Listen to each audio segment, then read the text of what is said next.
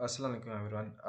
आज अभी हम हंगरी मेथड को ही डिस्कस करेंगे। उसका केस 3 है। लाइक मैंने वीडियोस इस तरीके से अपलोड किए, केस 1 केस 2। केस 1 को मतलब कि मैंने कह दिया कि सिंपल जो क्वेश्चन नहीं होता वो कराया था। केस 2 के अंदर उससे थोड़ा सा डिफिकल्ट, एंड केस 3 आज डिस्कस करेंगे जिसके अंदर मतलब कि हम उससे ज़्यादा डिफिकल्ट प्रॉब्लम को हम डिस्कस करेंगे। इसमें आपके और कॉन्सेप्ट क्लियर हो जाएंगे। तो आप ये तीनों वीडियोस लाजमी देखिएगा लाइन वाइज, तो आपको समझ आ जाएगी कि किस तरीके से इसके अंदर मसले आ सकते हैं और उनको किस तरीके से हैंडल करना है।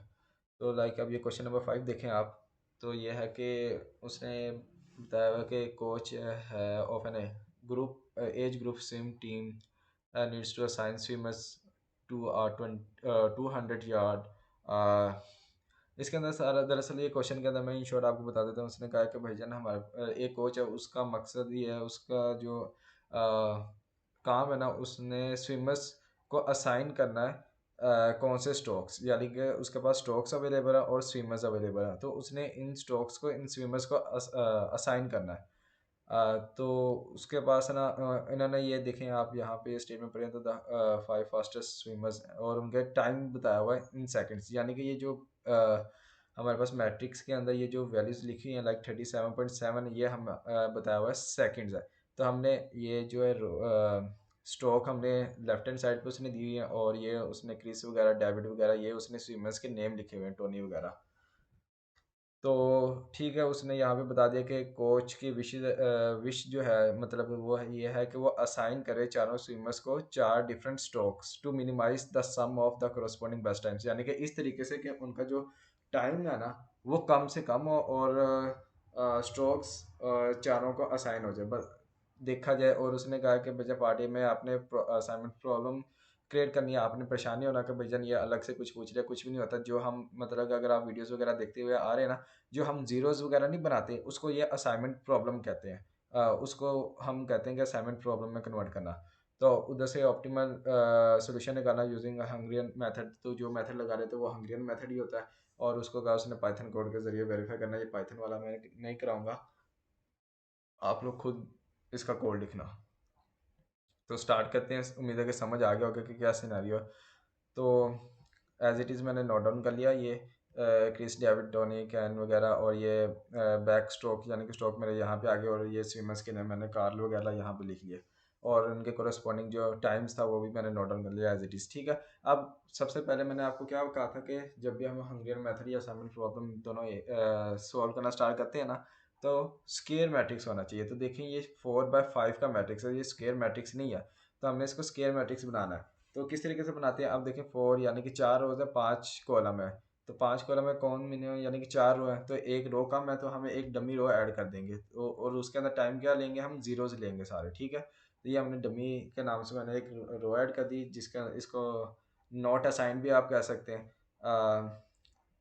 तो उनके उसके अंदर मैंने टाइम्स क्या ले लिया, ज़ीरो ले लिया। ठीक है। अब मैंने क्या करना होता था, सबसे पहले क्या होता था कि हमने हर रो में से मिनिमम वैल्यू निकालनी होती। तो हर रो का मिनिमम निकालते हैं, तो हमारे पास यहाँ से आ गया 32.9, इस रो में से आ गया 33.1, एंड इसमें से 28.5, एंड इसमें से आया 26.4, और लास्ट रो में से हमारे पास आ गया 0।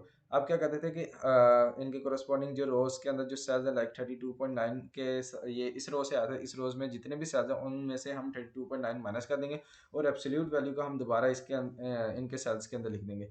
तो वही क्या 37.7 माइनस 32.9 की एब्सोल्यूट वैल्यू आती है 4.8, तो वो हमने लिख दिया यहाँ पे एज इट इज़। हमने हर रो में से इनके कोरस्पॉन्डिंग ये वैल्यूज़ माइनस करके हमने एब्सोल्यूट वैल्यूज़ लिख लिया। और दूसरा इंपॉर्टेंट ये है कि नेगेटिव वैल्यू कभी भी टेबल के अंदर नहीं आएगी, किसी भी आइट्रेशन में। अगर कहीं भी किसी भी आइट्रेशन के अंदर नेगेटिव वैल्यू आ रही है, इसका मतलब ये है कि आपने कैलकुलेशन के अंदर गलती की है, नेगेटिव वैल्यू नहीं आ सकती। ठीक है।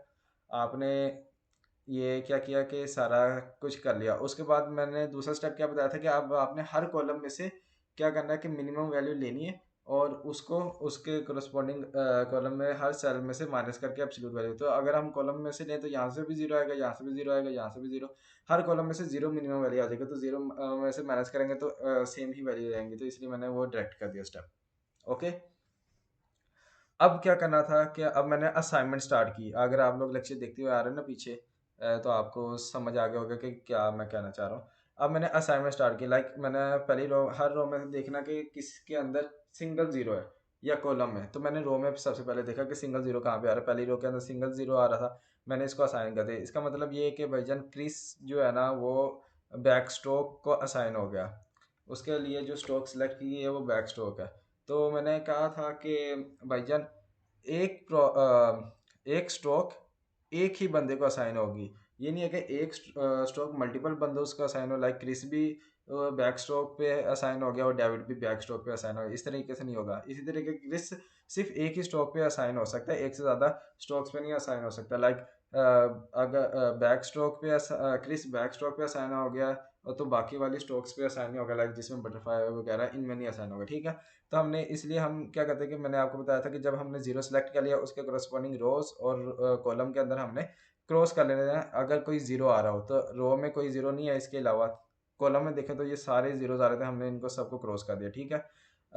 देन उसके बाद हमने रो में देखा कि हमारे पास ये वाली वैल्यू हमने खैर एक ही था, अगर देखा जाए तो यहाँ पे बच जाएंगे कोई 3 जीरोस बच जाएंगे। फिर हम कॉलम में देखेंगे कि कहाँ पे एक जीरो है, तो हम कॉलम पहला कॉलम देखा तो यहाँ पे जीरो मिल गया, तो हमने एक जीरो मिल गया, हमने इसको सिलेक्ट कर लिया। देन इसके कोरस्पॉन्डिंग कॉलम में देखा कहीं जीरो से नहीं है, रोज में देखा तो जीरोस हैं, ये तो क्रॉस हुआ होगा, बाकी ये 3 जीरोस क्रॉस नहीं होंगे, तो इनको भी हमने क्रॉस कर दिया, ठीक है। अब देखने के बाद हमारे पास जो सिचुएशन आ गया वो ये है। अब देखें कि भाईजान हमारे पास तो असाइन ही नहीं हुए, यानी कि सिर्फ क्रिस को एक स्ट्रोक असाइन हुआ है, बैक स्ट्रोक असाइन हुआ है, और कार्ल को डमी वाली असाइन हो गई। इसके अलावा डेविड, टोनी, कैन, इन तीनों को कोई भी स्ट्रोक असाइन नहीं हुई। इसी तरीके से ब्रेस्ट स्ट्रोक हो गया और बटरफ्लाई और फ्री स्टाइल, इन तीनों में से भी कोई किसी बंदे को असाइन नहीं हुई, ठीक है। ये तो मसला है। ये आप समझ भी गए होंगे कि ये क्या है।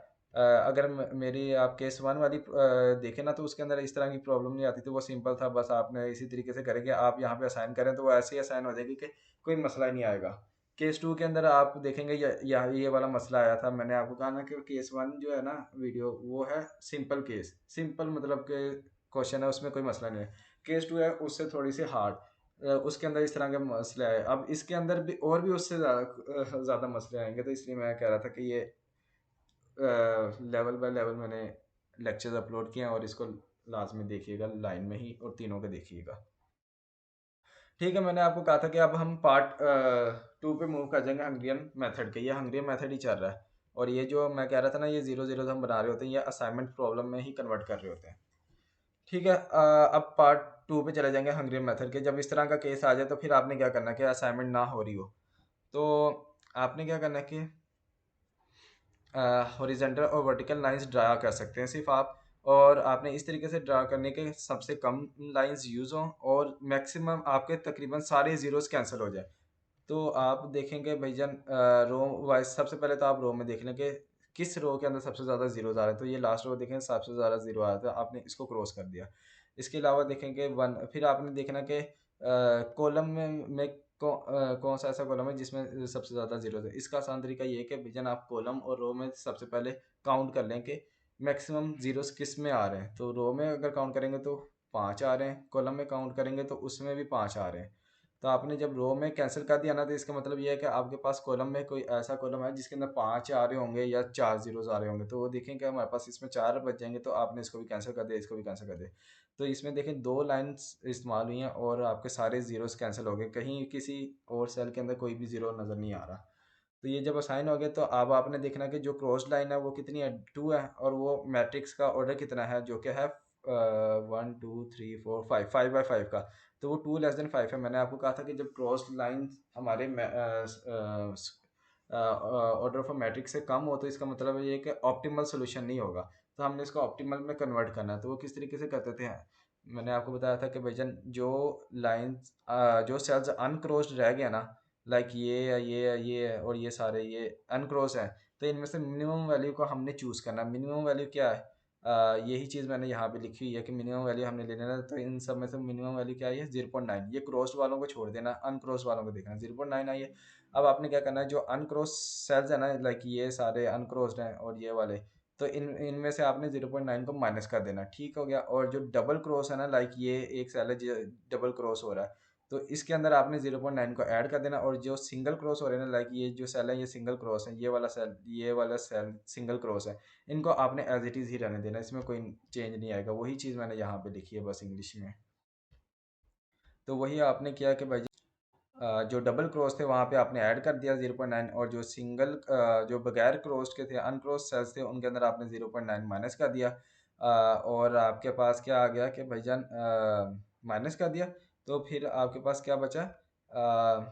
और जो जो सिंगल क्रॉस थे उनको आपने एज इट इज़ ही लिख दिया, लाइक ये देखें ये वाले 0 0 0 ये सेल ऐसी ऐसी 0 आ गया।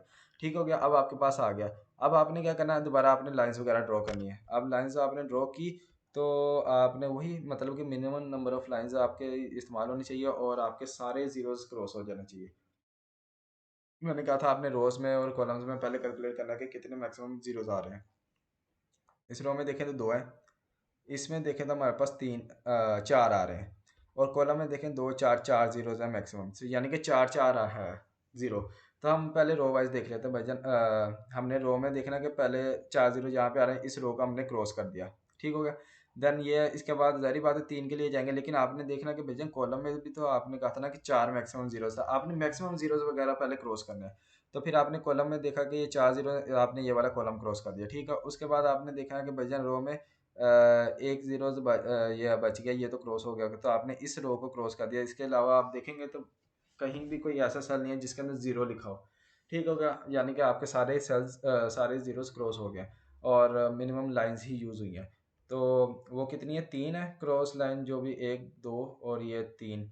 तो तीन less than three less than five है, तो ये अभी भी ऑप्टिमल नहीं हुआ, इसका मतलब दोबारा ऑप्टिमल करना पड़ेगा। अब आप देखेंगे जो मेरी से प्रीवियस वीडियो थी ना, उसमें जब हमने ये वाली आइटेशन की थी यहाँ पे जाके बराबर हो गया था, यानी कि 5 = 5 आ गया। आई थिंक उधर 6 का था आई थिंक, तो 6 = 6 आ गया था। लेकिन इसके अंदर केस नहीं है, इसलिए मैंने इसको केस 3 का नाम दिया। ये उससे थोड़ा डिफिकल्ट क्वेश्चन है। तो अब क्योंकि अगर लोग बच्चों ने वहाँ तक देखा होगा तो वो आगे परेशान हो जाएगी कि भाई इससे आगे हमने सोल्व करना, तो करना किस तरीके से। आपने परेशान नहीं होना, तो ये लेक्चर देखें आप, तो इंशाल्लाह इसके एंड तक आपको समझ आ जाएगा कि अगर इस तरह का भी मसला आ गया तो आपने क्या करना था। अब आपने क्या करना, वही आपने बार बार रिपीट करी जाना कि अनक्रॉस सेल जो है ना उनमें से आपने मिनिमम वैल्यू लेनी है। तो मिनिमम वैल्यू क्या आ रही है, 0.7 आ रही है। वही 0.7 आ गई, आपने क्या किया कि अनक्रॉस सेल्स जो है ना उनमें से 0.7 को माइनस कर दिया। जहाँ पे डबल क्रॉस हो रहा है, लाइक ये डबल क्रॉस हो रहा है, ये डबल क्रॉस हो रहा है, इनके अंदर 0.7 को ऐड कर दिया। और जो सिंगल क्रॉस है मैंने कहा था वो एज इट इज़ ही आपके आ जाते हैं, लाइक ये सिंगल क्रॉस है, ये सिंगल क्रॉस है, ये भी, ये एज इट इज़ आ जाएंगे। वही हमने किया, हमने डबल क्रॉस में 0.7 को ऐड कर दिया, अनक्रॉस सेल्स के अंदर हमने 0.7 माइनस कर दिया, और सिंगल क्रॉस सेल को हमने एज इट इज़ वैल्यू लिख दिया, तो हमारे पास ये मैट्रिक्स आ जाएगा। अब क्या करना है, वही हमने लाइंस को दोबारा क्रॉस करना, minimum number of lines use करनी है, और सारे जीरोस हमने क्रॉस करने, तो हमने वही किया कि इस रो में मैक्सिमम था, इसको कैंसिल कर दिया, इस कॉलम में मैक्सिमम था, इसको कर दिया। देन इसमें देखें ये वाली रोज कैंसिल हो गई, ये वाली रो कैंसिल हो गई, तो हमारे पास क्या हो गया, एक दो तीन चार, चार हमारे पास क्रॉस लाइन यूज़ है, लेकिन ये अभी भी पाँच से कम है, ऑर्डर ऑफ मैट्रिक्स से कम है, तो यानी कि अभी भी ऑप्टिमल नहीं है। तो आपने क्या करना है, इसको दोबारा वही अनक्रॉस सेल्स के अंदर से मिनिमम वैल्यू निकाली जो कि है 0.3। अनक्रॉस सेल्स के अंदर आपने उसको माइनस कर देना है, डबल जहाँ पे क्रॉस हो रहा है, ये डबल हो रहा है, ये डबल हो रहा है, ये डबल हो रहा है, इनके अंदर ऐड कर देना है इनकी वैल्यूज़ में, और जो सिंगल क्रॉस है उनको एज इट इज लिख दिया, तो हमारे पास ये आ गया। अब जब आप क्रॉस करेंगे तो एक दो तीन चार, ये स्टिल अभी भी चार लाइनें हैं। तो इस वजह से मैं कहा था ये डिफिकल्ट थोड़ा सा। तो ये चार लाइनें अभी भी, फिर वही किया कि अनक्रॉस सेल्स जो है उनमें से मिनिमम वैल्यू ली जो कि 0.9 है, अनक्रॉस सेल्स के अंदर से हमने 0.9 माइनस कर दिया, डबल क्रॉस सेल्स वालों के अंदर हमने 0.9 ऐड कर दिया, सिंगल क्रॉस वाले एज इट इज़ आ गया, तो हमारे पास ये ऑब्टेन हो गया। अब आप देखें तो यहाँ पे एक दो तीन चार और ये पाँच लाइनें हो गई, तो क्रॉस लाइन 5 हो गई, और ऑर्डर ऑफ मैट्रिक्स भी क्या था 5, दोनों बराबर हो गया। तो इसका मतलब क्या है कि अब हमारा ऑप्टिमल सोल्यूशन है। अब मतलब कि हम इस इन वैल्यूज़ को लेके असाइनमेंट कर सकते हैं। तो हमने वही किया कि हमने सबसे पहले वो रोज़ ढूंढी जिनके अंदर सिंगल ज़ीरो आ रहा है। अगर फर्ज करें कोई रो ऐसी नहीं है जिसके अंदर सिंगल ज़ीरो ना आ रहा, तो फिर हमने कॉलम में देखना था कि सिंगल ज़ीरो कहाँ आ रहा है। ठीक है, अगर सिंगल ज़ीरो देखा भजन हमें यहाँ पे मिल गया, पहले हमने ये वाला इसको हाईलाइट किया, इसके कोरस्पॉन्डिंग रो और कॉलम में हमने क्रॉस कर देना अगर कहीं पे ज़ीरो हुआ नहीं है, तो ये मतलब कि ये डेविड को बैक स्ट्रोक असाइन हो गया। इसमें देखा ये ज़ीरो मिल गया, इसके कॉलम में हमने देखा यहाँ पे ज़ीरो, इसको क्रॉस कर दिया, रो में कहीं नहीं है, तो ये भी असाइन हो गया। इसी तरीके से हमने ये भी असाइन कर दिया, ये भी असाइन कर दिया, और ये भी। तो अब ये देखेंगे आपके पास क्या कि डेविड है जिसको बैक स्ट्रोक असाइन हो गया, टोनी है जिसको ब्रीज स्ट्रोक असाइन हो गया, क्रिस है जिसको बटरफ्लाई असाइन हो गया, और कार्ल है जिसको फ्री स्टाइल असाइन हो गया, और कैन ऐसा है जिसको डमी असाइन हुई यानी कि नॉट असाइन ऐसा है, तो वही हमने नोट डाउन कर लिया। अब इसके करस्पॉन्डिंग हमने टाइम भी तो कैलकुलेट करना है, वो टाइम किस तरीके से कैलकुलेट करना है।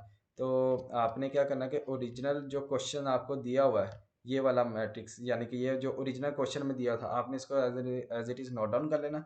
आप इसको नोट डाउन कर लें, या मैं आपको यहाँ पे शो करा दूँगा ये। और यहाँ पे आज जो आपने सोल्यूशन निकाला है, ये रहा। बैक स्ट्रोक किसको साइन है? डेविड को। तो आपने देखना है बैक स्ट्रोक का साइन हुई है डेविड को, और उसका टाइम क्या? 33.8।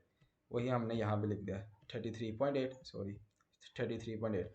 अब बेस स्ट्रोक किसको साइन है? टोनी को। तो वो ये देखा, ये रिव्यू स्ट्रोक और टोनी वजन 34.7 सेकेंड है, तो 34.7 आ गया। इसी तरीके से 28.5 आ गया, 29 पॉइंट आ गया।